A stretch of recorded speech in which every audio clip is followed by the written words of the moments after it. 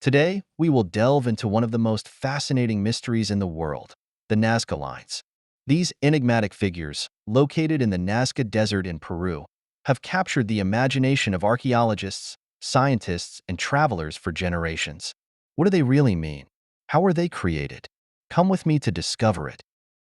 The Nazca lines are located on a vast desert plain between the cities of Nazca and Palpa.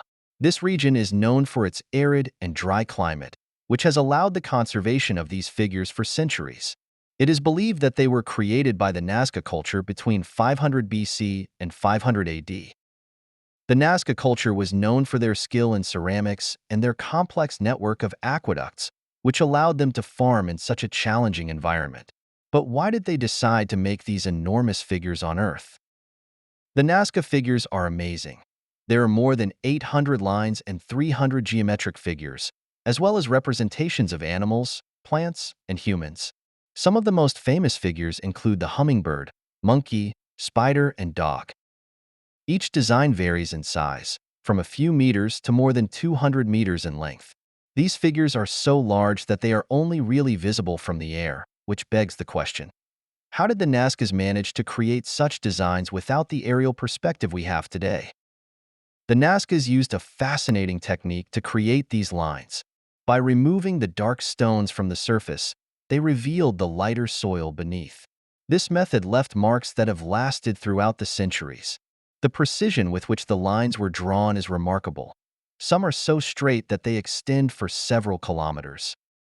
But here comes the great mystery. How did they do it without being able to see them from the air? Some researchers suggest that they may have used simple measuring tools and reference points on the ground. Theories about the purpose of the Nazca lines are as varied as the figures themselves. One of the most accepted is that they were related to astronomical rituals. Some believe the lines could have been used to mark celestial events, such as the winter solstice or the equinox. Another theory suggests that they could have been sacred paths used in religious ceremonies. Some archaeologists even think that the figures could have been a message to the gods, a form of communication with divine entities. Additionally, there are those who believe that the Nazca lines had an agricultural purpose, serving as a large calendar that helped the Nazca people follow crop cycles. Today, the Nazca lines are a UNESCO World Heritage Site and attract thousands of tourists each year. However, growing tourism demand and urban development represent a threat to its conservation. It is vital that we take action to protect this cultural legacy.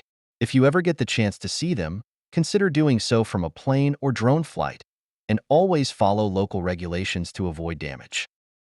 The Nazca lines remain an enigma, a testimony to the creativity and spirituality of the Nazca culture. Each figure, each line, tells us about a civilization that looked to the sky and sought answers on Earth. Thank you for joining me on this journey through the history and mystery of the Nazca lines. Don't forget to like, subscribe, and leave your comments below.